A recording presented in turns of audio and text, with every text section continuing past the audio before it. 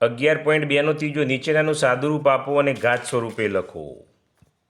ચલો, 2 વર્ગ અને કૌંસ બાર 3 ઘાત. જ્યારે આવું હોય વિદ્યાર્થી મિત્રો, એટલે ઘાતાંકોનો સરવાળો થાય તો 3 દુ 6, તો પહેલામાં 2ની 6 ઘાત આવશે. ચલો બીજો, 3ની 4 ઘાત કૌંસ બાર 12 ઘાત, તો 4 દુ 8, તો 3ની 8 ઘાત આવશે.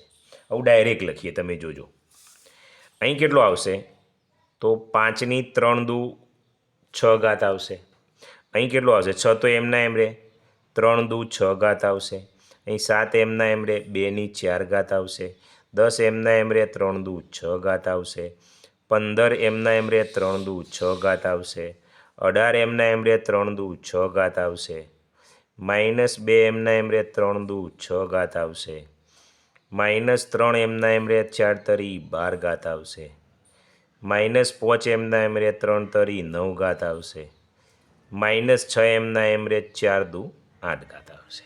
કશું જ કરવાનું નહોતું, ઘાતાંકોનો ગુણાકાર. આ નિયમ છે. 14મો દાખલો, ઘાતાંકોના નિયમનો ઉપયોગ કરીને સાદુરૂપ આપો. અહીં તમે ધ્યાનથી જુઓ તો અહીં ઉલટું છે. આધાર અલગ અલગ છે અને ઘાતાંકો સરખા છે, તો આધારનો ગુણાકાર થઈ જાય. 2 પંચો 10 અને આ 3. ખ્યાલ આવ્યો? તો અહીં શું થશે? ઘાતાંકો અરખી છે 3, તો 2 તરી 6 અને ઘાતાંક ઉપર 3 છે, તો 3. 3 ચોક 12 અને ઉપર 4 4 છે, એટલે 4. ખ્યાલ આવે તમને? 5 દુ 10 અને ઉપર 2 છે, તો 2 રાખો. 6 દુ 12 ઉપર 3 છે, તો 3 રાખો. અહીં જુઓ, પાંચમામાં થોડું અલગ પડે છે. ધ્યાનથી જોશો તો ખ્યાલ આવી જશે. અહીં શું છે ચોથા દાખલામાં? 2નો ઘન અને એનો ઘન, 2 ગુણ્યા એ, તો 2a થાય. ખ્યાલ આવ્યો? અને આ 3 તો છે જ. 3b અને ઉપર 4 આવશે. 4m અને 5 ઘાત છે. ખ્યાલ આવે તમને? બરાબર છે. અહીં બે સંખ્યા થાય ને એટલે કૌંસ કરવો પડશે, નકર નહીં ચાલે, કારણ કે બીની ઘાત સમજાશે. અહીં 5n એની 6 ઘાત થશે. અહીં 6p એનો વર્ગ થશે. અહીં 3 દુ -6 થશે. જુઓ, ખ્યાલ આવે છે? 10મામાં એનો વર્ગ થશે. 4 દુ -8 અને ઉપર 3 એમના. 3 દુ માઇનસ માઇનસ પ્લસ, 3 દુ 6 ની 5 ઘાત, આ તો ડાયરેક્ટ જ થઈ જશે. 4 તરી 12 અને ઉપર 5 એમના એમ. -3 એ થશે, આ ઉપર 2 થશે. 4b તો -4b થશે અને ઉપર 3 થશે. ઓકે, તો આ રીતે વિદ્યાર્થી મિત્રો તમે ગણશો તો અવશ્ય તમને આવડશે. ઓકે, ચલો પાંચમું જુઓ. એની એમ ઘાત ભાગ્યા બીની એમ ઘાત બરાબર a ભાગ્યા b ઉપર એમ ઘાતનો ઉપયોગ કરી સાદુરૂપ આપો. તો વિદ્યાર્થી મિત્રો, કઈ રીતે ગણવાના? જ્યારે આવો ભાગાકાર હોય તો ઘાતાંકો સરખા છે, તો 2 ભાગ્યા 3 કરી દેવાના અને ઉપર 5 છે, તો 5 કરી દેવાના. બરાબર છે. બીજું, 3 ભાગ્યા 4 અને ઉપર 6 ઘાત છે, તો 6 કરી દેવાના. ચલો ત્રીજો, આ લીટી દોરું. 5 ભાગ્યા 8 ઉપર 7 ઘાત કરી દેવાના. આ ગણીએ તો 7 ભાગ્યા 9 ઉપર 8 ઘાત કરી દેવાના. પાંચમામાં અહીં લખું તો a ભાગ્યા b ઉપર 4 ઘાત કરવાના. અહીં p ભાગ્યા q છઠ્ઠામાં ઉપર 5 ઘાત કરવાના. બોલો, ઈજી છે કે નહીં? પાંચમું આ પૂરું થઈ ગયું છે. બીજું પેજ લેવું. પછી સાતમો, m ભાગ્યા n ઉપર 6 ઘાત થશે. આઠમો, x ભાગ્યા y ઉપર 8 ઘાત થશે. નવમો જો -2 ભાગ્યા a છે, તો -2 ભાગ્યા a ઉપર 9 ઘાત થશે. ખ્યાલ આવે તમને? આ બહુ મહત્વનું છે પાછું, એ લખવું જ પડે 9મા દાખલામાં. ચલો 10મામાં -3 ભાગ્યા b કૌંસ ઉપર 10 થશે. 11મામાં -p ભાગ્યા q એની 12 ઘાત થશે.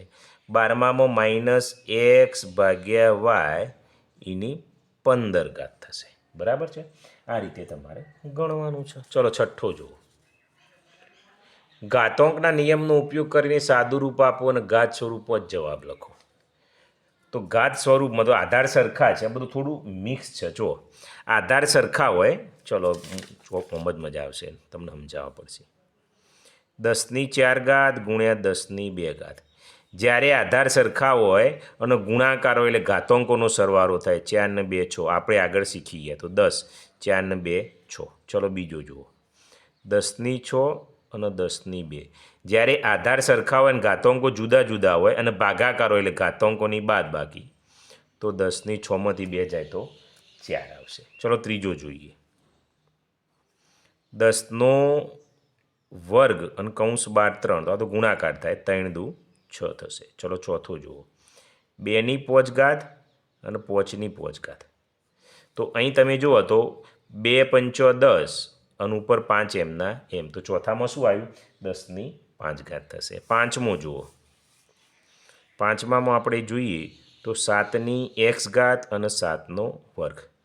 તો અહીં આધાર સરખા તો 7 એમના એમ આવશે. ઘાતાંકો અલગ અલગ, ગુણાકાર એટલે સરવાળો થાય, તો x + 2 આવશે. ચલો છઠ્ઠો જોઈએ. છઠ્ઠો